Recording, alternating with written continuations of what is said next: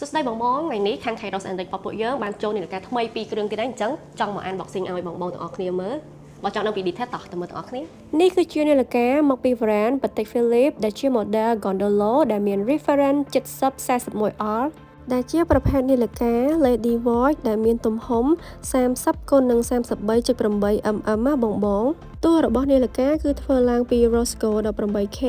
ហើយក៏មានដាំពេជ្រ Brilliant Cut នៅជុំវិញនាឡិកានេះផងដែរហើយដោយសារតែភ្ញៀវមានទំនុកចិត្តមកលើហាងរបស់ពួកយើងបងដូច្នេះហើយបានពួកគាត់ធ្វើការកម្មង់ជាបន្តបន្ទាប់ហ្មងសម្រាប់ប្រភេទនាឡិកាមួយគ្រឿងនេះចំណែកឯម៉ាស៊ីនរបស់នាឡិកានេះវិញគឺជាប្រភេទ Manual Winding Mechanical Movement ដែលមាន Power Reserve រហូតដល់44ម៉ោងនិងអាចទប់ទឹកបានរហូតដល់30ម៉ែត្រហើយក៏ជាប្រភេទនាឡិកា Daily Watch ដែលបងអាចពាក់ជាប្រចាំថ្ងៃក៏បានឬក៏ពាក់ទៅធ្វើការចូលរួមកម្មវិធីផ្សេងៗក៏បានដែរណាបងចំណែកឯខ្សែរបស់នាឡិកានេះវិញគឺធ្វើមកពី Crocodile Alligator ដែលមានពណ៌ត្នោតចាស់រួមមកជាមួយនឹង Clap Rose Gold 18K មើលទៅ classic ហើយប្រណិតខ្លាំងមែនតើណាបង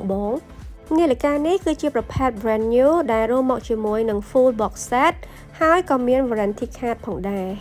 សម្រាប់ more detail បងអាចតាក់ទងមក Kairos and Rick បាន